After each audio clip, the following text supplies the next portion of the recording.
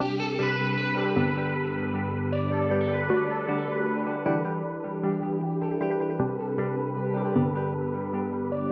name is Shareen Khaliq and I work as a maths consultant for the Harris Federation. I used to work as a teacher in the Harris Federation earlier in my career, and then I came back to be a consultant 2.5 years ago. So as a federation, we're really proud that we get great outcomes for schools that we take over, but we take over a lot of schools that are previously failing schools. And so there's a big transformational drive to improve those schools, which we're very effective at, and our outcomes are very effective, but we work in some of the most disadvantaged areas in London, and the context we work in is something that people can't take for granted, and therefore we have to work a lot with our teachers, and our staff work really hard to get those academies to where they are. We made a decision that we wanted to adopt the non-statutory Key Stage 3, and then when it came to looking at the Smart Mosaic resources that would complement that, there was no question about it that was the best approach forward. So as you know, a curriculum isn't effective, it's as effective as the resourcing that goes behind it, the teacher training that goes behind it, and really bringing that curriculum to life. Any change and pushing any change forward in education is challenging, and we always say, we have each of our schools, we give them the autonomy to do what they want to and what they think is best for their students. But for us, it was really about seeing what is our ideal for Key Stage 3 maths teaching, and what do we want our maths classrooms to look like.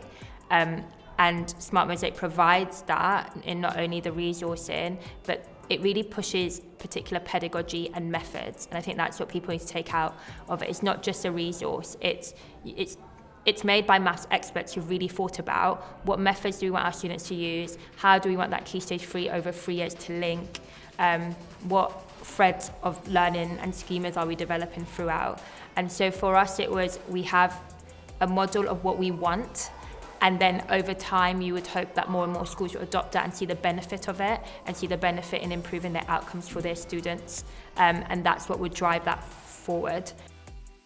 The good thing with Oxford Smart Mosaic, which I don't think a lot of people would appreciate, is actually there's a lot there that is great, but you can use it as you wish. As a leader in education, I understand that there's not a one-size-fits-all approach, and we might have principles that we think make great maths education, but different schools are different contexts are different, and the reality is that teachers need to work with what they have and their students. So some of our schools will just use the textbook, which provides incredible independent practice every lesson, and previously they would have just used worksheets that they just get from online or wherever that weren't necessarily completely tailored to meet those objectives. And I think that just shows just using the textbook allows them to improve what their students have vastly in its own. Then other schools will also use the teacher handbook, which I think the possibilities with that are endless. I found it useful as a leader in education. I found reading that book, I learned a lot of stuff, and it really made me think about some concepts a lot more deeply and how I teach them. Equally, I know a new trainee teacher coming into year 7 can use the teacher handbook to feel more confident before teaching a lesson. It gives them questions they might ask in lesson. It goes through misconceptions that students might already come with. It also provides the prior Key Stage 2 knowledge for each chapter and each objective specifically, which I think we all appreciate. We should understand what our students did in year 6, but it's not always easy to find and ready to hand, so it's great that the teacher handbook provides that. So with the student book and the teacher book, there's so much you can do with that. And I think one thing we really appreciate about Oxford Smart Mosaic is it's not just a resource, it's got pedagogy underpinning all of it. It's got methods that have been carefully selected, and methods that then come back in year 7, 8 and 9 and throughout, and that build upon. So it provides a lot more than just an exercise or just a textbook. It's a whole mathematical way of thinking that it provides, which is the thing I think I appreciate about it the most. On the slides, the hinge questions are really great. And it's really nice that they're not just in the middle of a lesson, but there's hinge questions at the start of a lesson. So you can really just quickly check, do students remember what came up a few units ago, the last unit, and really link that new learning students will be doing. and gives them space and time for that. Again, some of our schools, teachers will decide they just want to use the textbook and just want to have that as the independent practice every lesson. Some of our schools will also use the PowerPoint slides. Some schools have got the teacher handbook available for every teacher. So there is still scope for schools to see what works for them and adapt those resources. So this year we implemented it in just year 7 so that academies had a chance to work on 1 year at a time and it not be overwhelming. So now we've made the year 8 curriculum and started to make the year 9 curriculum already. We really want to see it as it should be, as a 3-year journey and then a 5-year journey. We believe a good maths curriculum should be a 5-year journey. And therefore we would then be looking at how we can make that a reality in terms of ensuring our year 8s are remembering the year 7 content, that they get a chance to revisit that when they get to year 9. They're looking at year 7, 8, 9 all as a whole and looking at it as a curriculum holistically, which I know the resources support. And previously, like changes we made to help that, which we've been able to because the resources allow us to, is previously we had an end of year 7, an end of year 8, and end of year 9 assessment. We're doing that all cumulatively now, and we're going to use the end of year 9 as an end of key stage 3 assessment. And really looking at, once we get that 3-year picture, looking at what our 5-year picture looks like in secondary maths. This is quite early stages, so we started with just year 7 this year.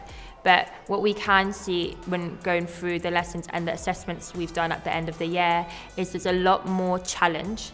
The task students have been given every lesson a lot more challenging than tasks they would have done in year 7 previously. They've been required to think a lot more deeply. And our assessments show that they can now look at questions that are a much higher level than they would have been able to beforehand. What the year 7 team does really effectively is really putting a lot of the prerequisites of mathematical thinking that's required later in their secondary journey in maths. And even though we can't see the fruits of that yet, I can see that thinking that I wish some of my year 11s had, for example, already being developed in our year 7s, and I can't wait to see where that will take them when they get to learn those more difficult concepts later in their journey. 100% would recommend Mosaic to other schools. I think it's very different for what we've seen in the mathematical landscape in the UK, and to be really open to it.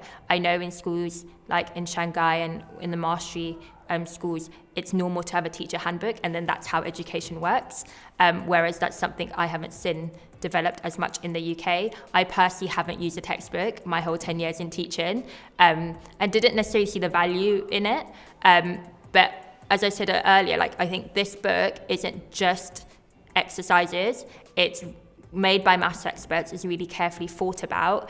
It is also underpinned by methodology and pedagogy, and everything has really been thought about throughout the 3 years, and it will really help, I think, improve mathematical outcomes for your students in their journey through Key Stage 3.